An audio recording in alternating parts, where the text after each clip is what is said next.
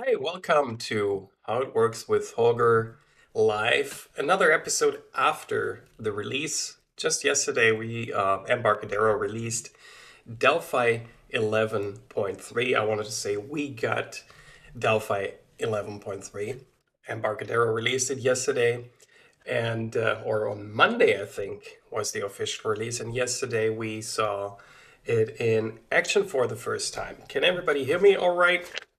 Because I just want to give a quick glance at the IDE. There is not much new with regards to components or other stuff. The primary focus was on quality and delivering a robust development experience. So, chat, please give me some feedback if the audio is fine, because here everything looks perfect. Also, I looked at your feedback the last time, and people asked me, can you increase the volume of the audio a little bit? That's what I did. Hi, Thomas. Welcome. Thank you for the feedback. And let me also know in the chat if there's one particular area you would like to see. Obviously, as the product is released, this is the release version, um, we can glance at anything that you might be interested in. I'll open the example project that I've prepared for today to look at generics and generic lists. Sounds very complicated, but before we do that, um, let us look at some of the number one feature that is being advertised, so to speak. Actually, it was quite good. Let's go into one of the source files. So this is possible again without any hassle. We can jump into source code files right away without lots of problems. This, considering from Monday, I've been working with it every day. This is a great improvement. We can finally browse the source code from the VCL again, and that's really good. It didn't work as good in previous releases, so this is definitely a good fix for us to have this back in the product. And the thing what you will see when I scroll through the source code, let me get to the implementation part. Here we go, implementation.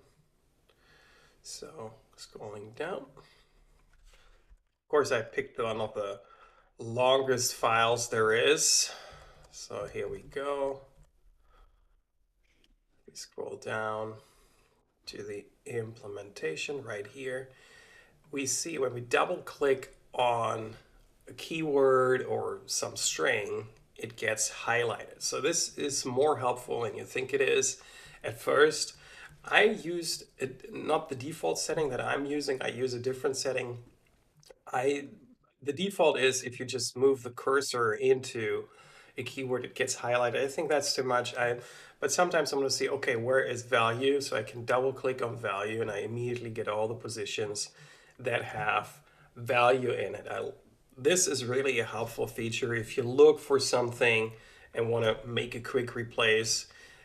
It is not bound to a certain context, so it literally highlights this keyword everywhere. So I'm in this method right now, and still in the other methods, it's being highlighted as well. Also, something I filed feedback for, but as it is with feedback, people don't always agree with how you would like things to be. In this case, the decision was made to also highlight inside of comments. And I said, like, comments should be excluded, in my opinion. For me, comments are text and should not be the focus of basically the. Let me switch the desktop bar off. That's something I see right now. So here, so the lighting is better now. This is not something that should be highlighted. Still, comments are highlighted as well. So that's the big feature with regards to text line highlighting. You find it in user interface, editor, and I think here where the colors are, and the display features, I think here. have gotten recently a lot of improvements, and structural highlighting, I think it's called. Here it is. Yeah, these kind of things have all gotten updated for also for high DPI. That was another topic that was addressed, that all these things work well in high DPI as well. Here it is, the editor, and then here the highlight words. I have it on when selected. You can go to by cursor. I which is the default. I selected to when selected, and also the double clicking. I don't know if this is new, or I think this is old. Like, you can say, hey, when I double click, I want to select the word and not the entire line.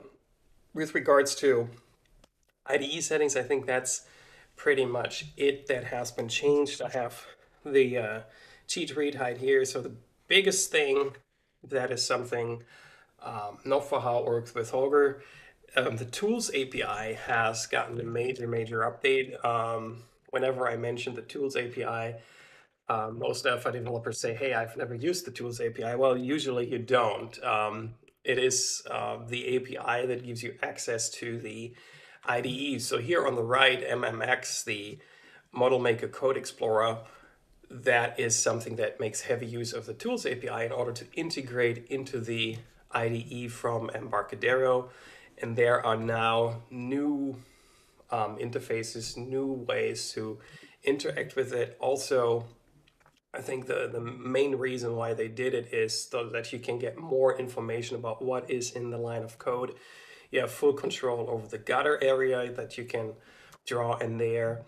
And also, constant high DPI was a big consideration, which leads me to the next thing that has been reworked. These icons here, the raise, or for example, the continue, these are now crystal sharp. These are minor things, but remember, we just have a dot release, dot 3. This is not version 12 or anything like that. So these things have all been updated, and you can interact with them.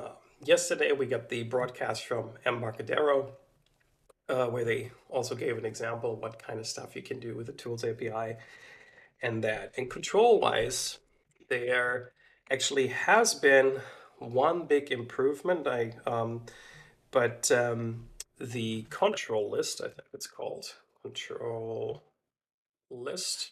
So you also see this has been fixed. So if you work on certain constellations, if you had a certain number of controls installed, so this is really great now. If you type a control, it's really quick again.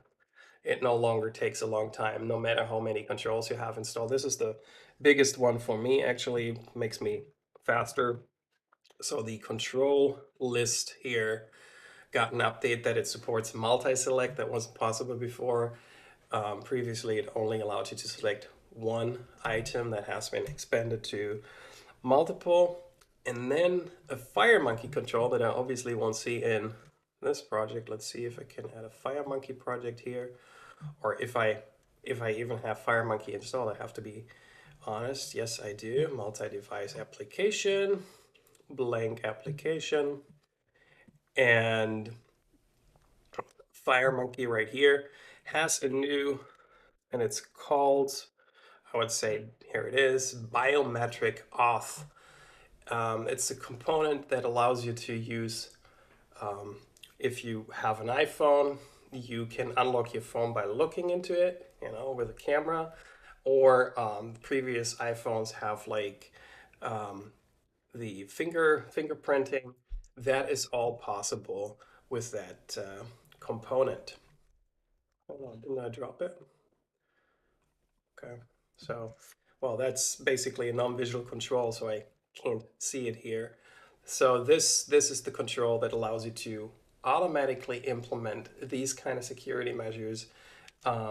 It's supported for iOS and for Android, for the mobile platforms, obviously, because desktop devices, there are some desktop devices though that have, I had one way back, like a fingerprint reader, but not as common as with the new smartphones that are on the market. Okay, let's close this.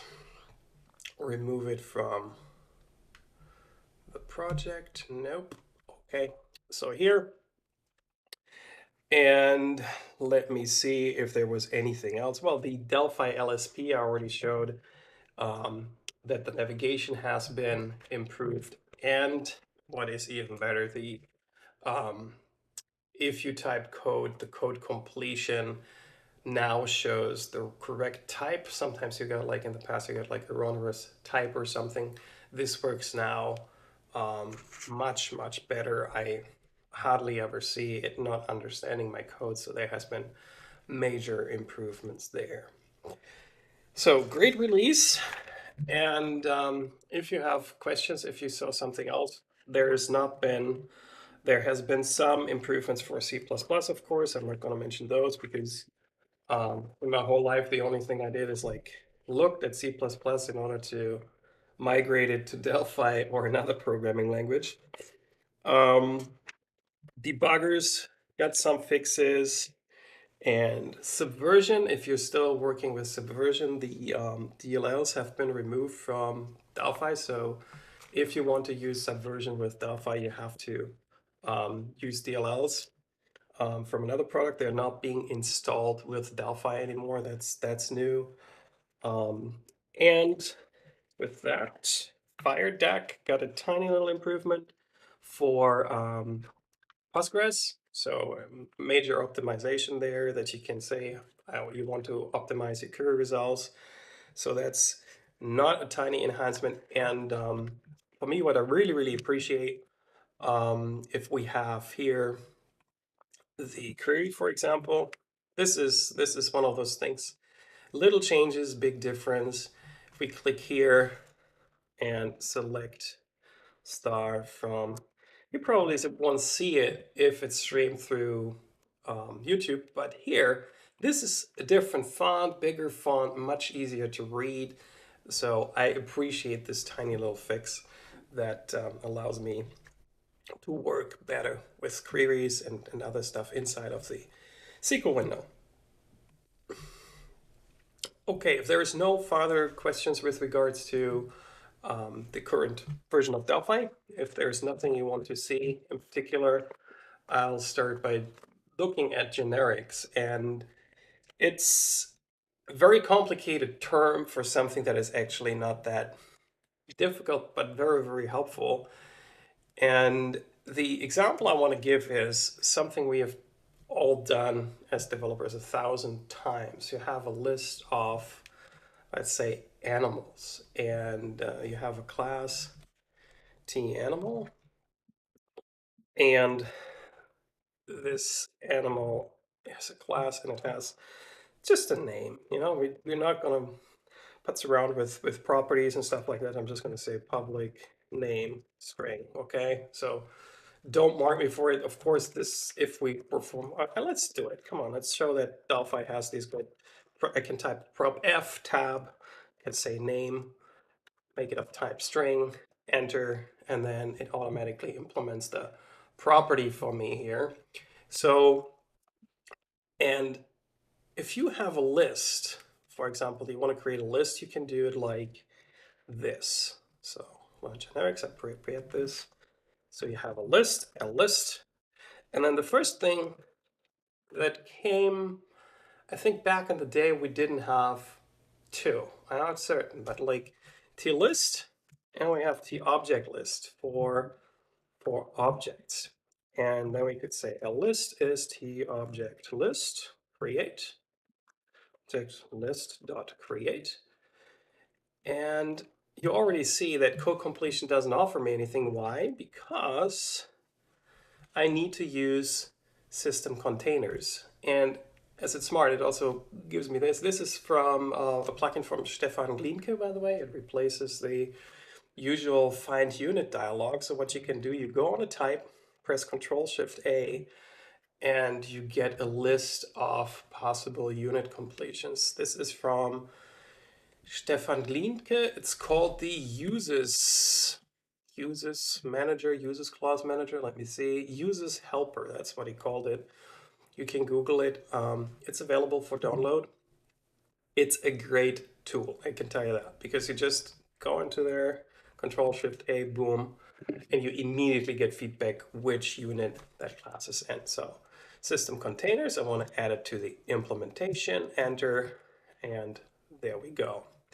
And now, just to see that code completion is working now, we get all the possible completions. Again, much quicker than before. This really works much better now.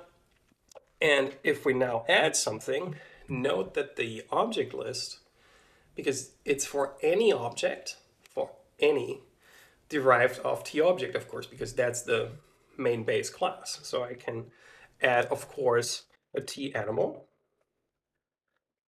great. And if you wonder why don't I need the reference in order to free the reference, well, by default, TObject list owns the objects. If you want to be really certain, you can pass it in here and you can say, okay, object list true. That means whatever you add to the object list is owned by the list. And when you free the list, so if we group it like this, list.free, then all the objects on the list will be freed as well. If we flip this to false, it wouldn't happen. So to prove the point, go here, view source, can add report, Control Shift C, partner rolling somehow true. And now we should have created a memory link. So click here, boom, there you go, one animal. And if we switch this over to true, now the list, when we free the list, everything that's on the list is freed as well. So click here, close the app, and the memory leak is gone. So subtle difference about ownership in lists, but definitely worthwhile to mention because quite a few developers that started early with Delphi aren't aware of that this object list exists. So let's add a couple of animals more. Also, let's add a new constructor in there, constructor a name string, so we can pass a name in there. And what did I constructor create. Of course, this is when you do a live session, these things sometimes sneak in, inherited without name, and then we say f name is a name. Perfect. Good. And then, of course, here, because I didn't override, I basically, the standard constructor isn't there anymore. I now need to pass a name in there. So here, let's say name is, for example, we have a dog and a list add TAnimal dot create cat. So here we go, that compiles. And of course, we inherited create the default constructor. There we go. So with that, we now have a list where we added two animals, right? So, and this is where generics kick in. Our animals can be added to the list easily because they're objects, no big deal. Memory management works perfect. The problem, or not the problem, where it gets tricky is when we retrieve it from a list. Okay, let's say we want to list all the names in this memo control, which I named memo. So I can say for var I 0 to list dot count -1. And then I can get each of the animals. I can say, well, current is list I. What is current? And if I look at it, code completion helps me now. If I say current dot, I don't get the name. Of course I don't get the name because list, the default property, returns a T object. So what we can do is we can cast it. We can say TAnimal in order to get our TAnimal. So if we now access current, we get the name. Perfect. But this is where things might happen. Memo lines add lcurrent.name. Let's run this and click here, dog, cat. Perfect, works. And the problem is, let's say I add something other to the list. Let's say self, or yeah, self. Self is the form, right? And it's not a good idea. Let's do tButton.create, something like this. Order, no order. Let's just add a button to the list. Does it make sense? No. Or let's say somebody adds in another, you call a method and something gets added to the list that is not a tAnimal. What happens, of course, is if you run this,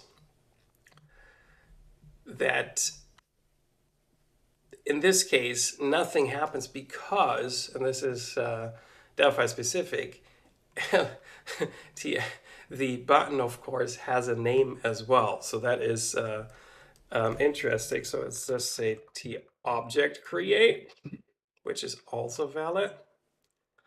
Then click again. It doesn't really crash, but the problem is we add an object to the list and we always cast it to tAnimal, and that might go wrong at some point because you can add anything to this list that is derived of tObject. So any class will work. And that is something you might want to prevent. And this is where generics come into play. Because if you were able to say, hey, I want to create a list, but I only want objects that are derived from a certain class added to this list. And that's exactly what you can do. So instead of containers, you use system.generics.collections. That's the unit we need to use. And then you can add after this in these HTML braces, as I call them all the time, the type. So in this case, tAnimal. And at this moment, we need to also, the create constructor is no longer just the tObject list. No, it's tObject list with a type. This is what code completion tells us. So here we have to repeat the type that we want to use and call create. And this creates a tObject list of type tAnimal, and this is the variable of this. You can also do the following, which I prefer. You can do tAnimal list or tAnimal object list is of tObject list, and then there you can put in the type tAnimal. And then here your code becomes much more readable because you can say tAnimal list. And the constructor is much, much easier as well because you don't have these braces or anything. tAnimal list.create. Perfect. Looks much nicer, much easier to read than having to use this all over the place. Our code, does it still compile?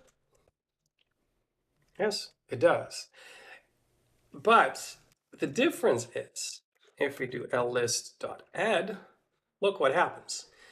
You now have the type tAnimal in there. So the compiler knows at this point what type has to be on the list. It's no longer just a tObject, it has to be a tAnimal. It can be any class, of course, that is derived of tAnimal. It's still fine. You can have top class tAnimal, and then you have like tcat, tdog as different classes. Then you would still be able to put those on the list as well. Kind of like the same with tObject. However, you restrict it now to tAnimal. So if you now write tButton.create null and you compile this, the compiler knows that the types are incompatible. It expects tAnimal, but you supply it a tButton. So you see these errors at design time. And even better, and this is really where the fun comes in, if you look at this var, card as a list, And now we want an element from a list like this. What is lcurrent now? Lcurrent is now an animal because this is now typed to return a T animal. So no more typecast is needed. So once it is impossible to put the wrong class on the list, and second, you always get the type of the class that it is typed with, the generic type, that's where the term comes from. And that way you can immediately work with the class that you want to use. And another language feature that is really, really great and makes so much fun with generics, you can type foreign, press tab, and you can say L animal, that is my current animal. As I haven't declared it up here, I add the var, so I don't need to declare it up here in the as a variable. You can tab, and where do I find all my elements in a list? So what this for loop does, it iterates all the elements in a list, note the highlighting here, and assigns each element to L element. So this I can rewrite as this animal, and it yields the same code as before, but it is now safe at design time. For example, if you say this L, let's see, do class type person as class, okay. And then you have a person, L person, T person, and then you say here L person is L list without checking, of course. Poof. That won't compile because it's not completely defined. Sorry. Class. We need something. Okay. Give it a name too. That's easy. Prop F name string, and there we go. And now you get a compiler error as well because tperson is not compatible with tanimal. It really, really is helpful if you need to work with these things. And the same rules for the classes apply as for the non-generic classes in Delphi. So this tObject list also has a constructor where you can say A owns objects, yes or true. So that functionality is available as well. The only advantage is that you can specify a type that is used in this class. And internally, let's look at this, how you define something like this. And this is where I always say, like, why do people start with this when they teach this? Why don't they start with the example and then show the code? So hopefully this is a better approach and you like that. So the object list is defined as a class, but you derive it from tlist, kind of like object list works too. If we go to tlist, here you see that tlist is derived from t enumerable, but everywhere we have this t. So this type t here is replaced with the type that you put in there. And this goes through, let me go back to tObject list, much better example here, because we also can add constraints. We want to make sure that t is a class type, okay? That it's not like, for example, a record or something like that. So you can even add constraints on the types that can be used with certain classes. And this means that tObject list is derived from tlist with this type. And what is added, of course, is the ownership here, and of course the certain constructors that the object list has that the list doesn't have. However, the thing that makes it one level more difficult to code is that this t has to be used through the whole implementation of the class. For example, if you use an array to store the elements of your list internally, you don't have an array of the type, if like array of t object or whatever you used before. And when you had like certain lists that you implemented yourself, instead now you have an array of t. And you keep using t all over the place. For example, to get an item from the list, you have the index integer and you return a t. And at first, you might wonder, like, can you really code like this? Can you do the whole implementation by using just t instead of the actual type? Yes, it's possible. Sometimes you need to have the constraint, of course.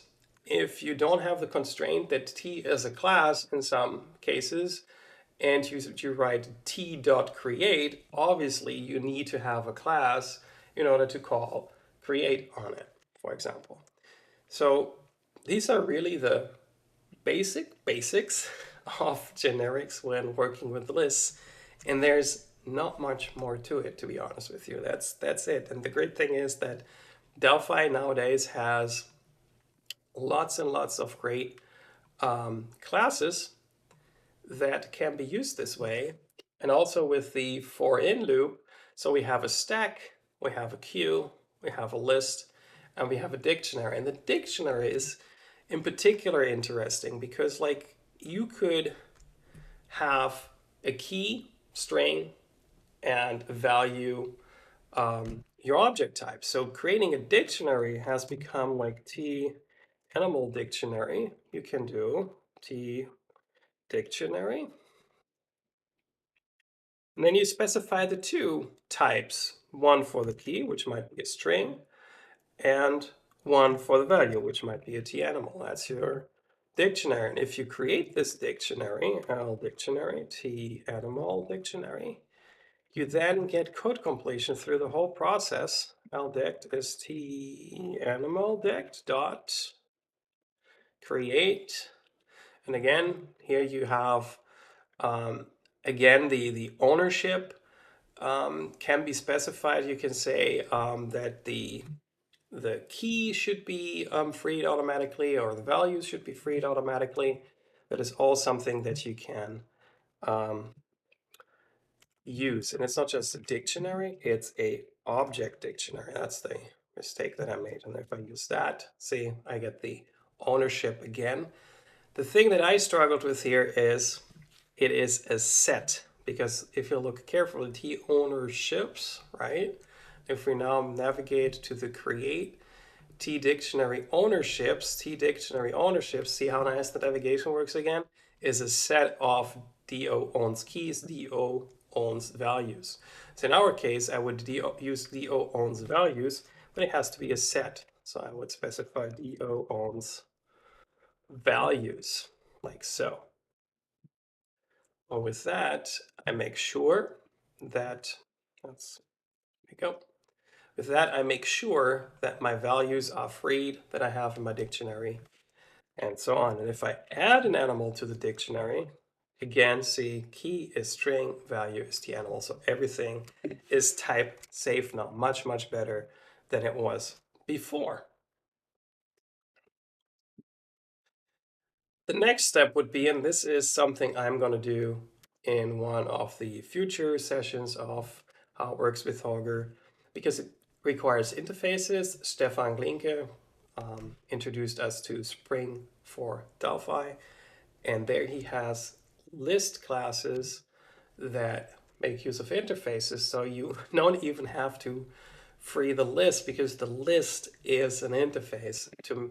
And what he does, he has amazing functionality in there, kind of like what we know from C# and other languages when it comes to LINQ, that you can have kind of like select.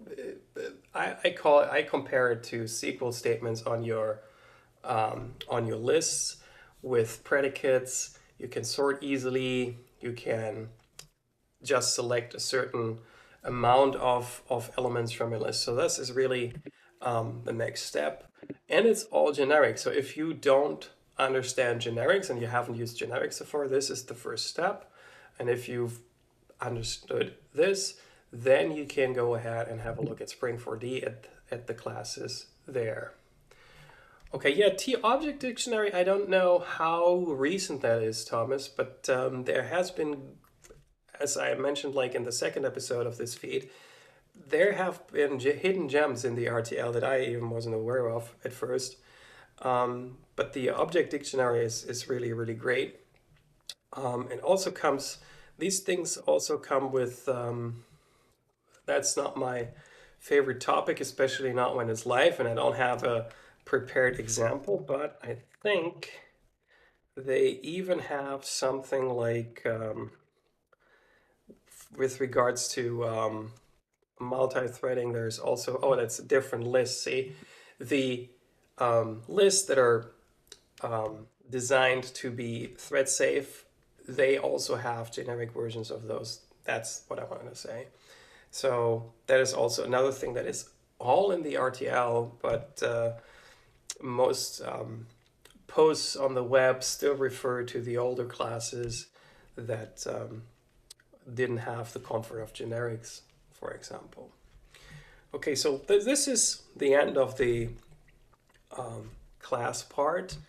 I wanted to give a recommendation to, first of all, tomorrow there is a webinar about Delphi on the web because there's a new version of TMS Web Core, and TMS Web Core is a great solution to write web applications with Delphi. So tomorrow, on March 2nd, there is a webinar, free webinar, I should say, 1 hour later than today's webinar here.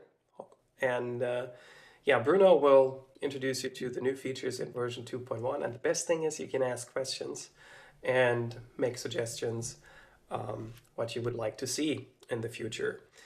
And second, this is if you are interested to meet everybody in person and get great sessions with us and actually meet us afterwards and putz around in the city of Bruges, Belgium. This is your event. It is a 2-day event in Bruges, Belgium. And Matthias Eising from Embarcadero will be there. Bruno from TMS will be there. Wagner will be there from TMS. He does all the web service stuff and other business products like the object relational mapper. I know, even though he's not listed here, my buddy Adrian from will be there. He is responsible for Flexel. I'll be talking about about Flexel, and he'll be hopefully supporting me during that talk. And then we'll also have Jose, who is going to talk a little bit about web development with TMS Web Core and Visual Studio Code. And I think I got all the speakers. Did I forget a speaker?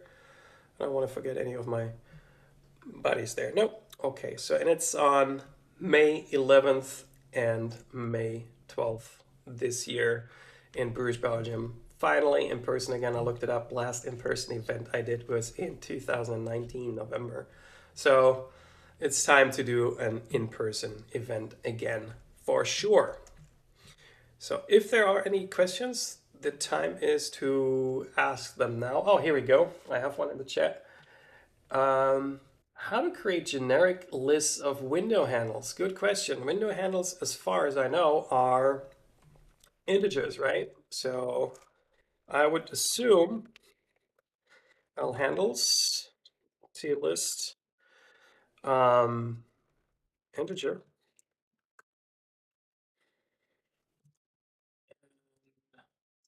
Handles is T list. Great. And then we have the integer or word. It might even be a word, a window handle.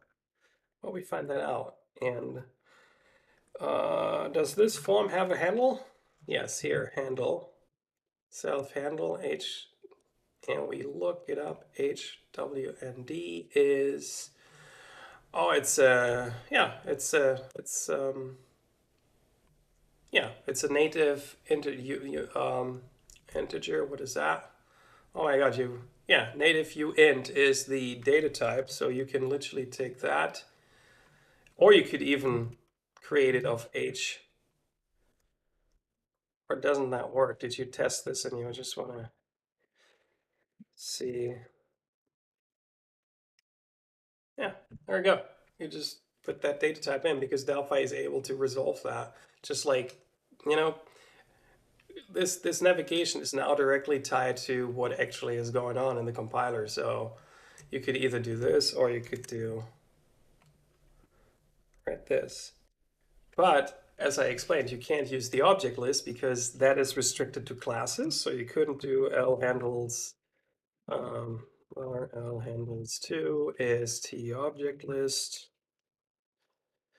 H window dot create should not work because this is not a class. See, and there we go. It says type must be a class type. Oh, why didn't this work anymore? Just, oh, see, I also have a type mismatch here because this type, even though it leads to this type, ultimately we then have to basically go down the road and do it like this. And here, this will never work because you can't have an object list of that. And same for the dictionary. If you wanted to have a dictionary where your window handle goes to the form, you could literally do something like this, HWD to T form. There you go. Then you have a reference this handle leads to if you ever needed that data structure. Did that answer your question, Peter? Thanks for the question.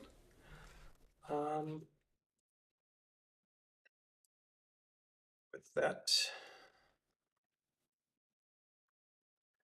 the animal list is the object list. Yep, there you go. Okay, so there are no more questions. Thank you so much for your interest in how it works with Holger Life. Oh, I almost forgot to self-promotion, right? I think it is out already. YouTube.com, TMS Software TV. Let's see. Because I released a couple of new videos. Here we go. I released two since we did our last live session. One is a new control that is coming up from TMS. It's configure and test your REST request. It's like it's not. I don't want to mention Postman, but you can create your requests when you want to test your web services and all that kind of stuff. So the cool thing is, it is, for one, it's for you a tool that you can use when you develop your applications, but you can also embed this control inside of your application so that you can write an application that has this functionality. Really cool. And this one is web application development, how you can add validation, visual validation to your forms using Bootstraps. Okay, thank you so much for your interest. See you soon. And again, take care and enjoy Delphi 11.3. As you just saw, it's great. And it's really, really fun to use. See you soon. Bye-bye.